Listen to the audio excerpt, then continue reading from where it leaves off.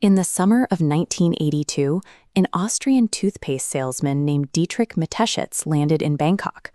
Looking for a cure for his jet lag, he discovered a local remedy, a syrupy utility drink popular among truck drivers and laborers. The drink was called Krathong Dang.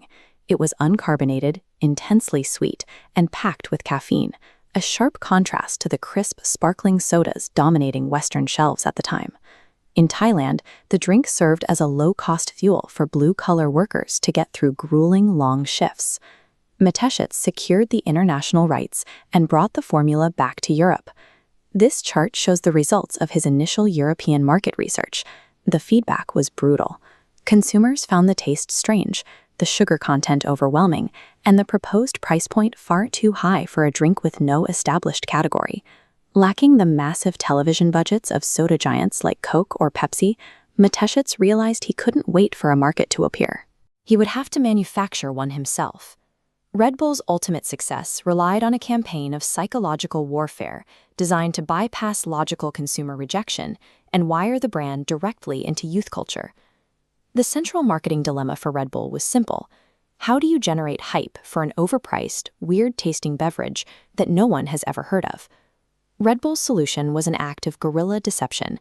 The company paid employees to secretly crush and discard empty Red Bull cans in public trash bins and onto sidewalks across major European cities. They targeted specific, high-visibility locations, trendy nightclubs, exclusive bars, and university campuses. This illustrates the mechanism of social proof. When we see others adopting a behavior, our brains assume it's valuable. Repeatedly seeing crushed cans in high-status environments registered as an underground trend. This visual evidence bypassed logical filters, triggering an instinctive desire to join the in-group. Manufacturing this illusion of demand forced cultural tastemakers to actively seek out and adopt the product just to maintain their status. Once the initial curiosity was sparked, Red Bull moved from passive deception to active infiltration. They ignored billboards and focused on targeting popular students. The Student Brand Manager program empowered these individuals with branded assets, like custom Mini Coopers with oversized cans, to host exclusive parties and events. By actively mixing the product with alcohol in these underground scenes, the company forged an inseparable association with youth, stamina, and nightlife. This was the birth of contextual interception, the philosophy of bringing the product directly to the consumer rather than waiting for them to find it in a grocery store. Red Bull's Wings team handed out free, cold product at the exact physical moment people urgently required energy, whether they were studying for exams, on a long road trip, or finishing a grueling workout. Bypassing the retail shelf to intercept consumers at their point of exhaustion created an experiential bond that a grocery aisle could never replicate. In that moment of fatigue, receiving a cold can felt like a physical necessity, effectively obscuring the commercial intent behind the gift. This chart shows the result of those early guerrilla tactics. The illusion of demand successfully mutated into market dominance, capturing 75% of the American energy drink market by 1997.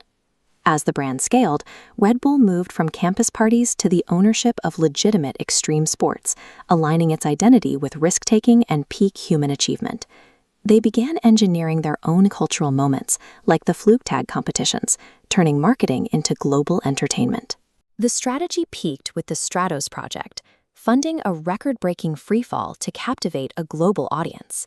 Today, this early DNA allows an energy drink company to operate globally dominant elite sports franchises like Red Bull Racing in Formula One.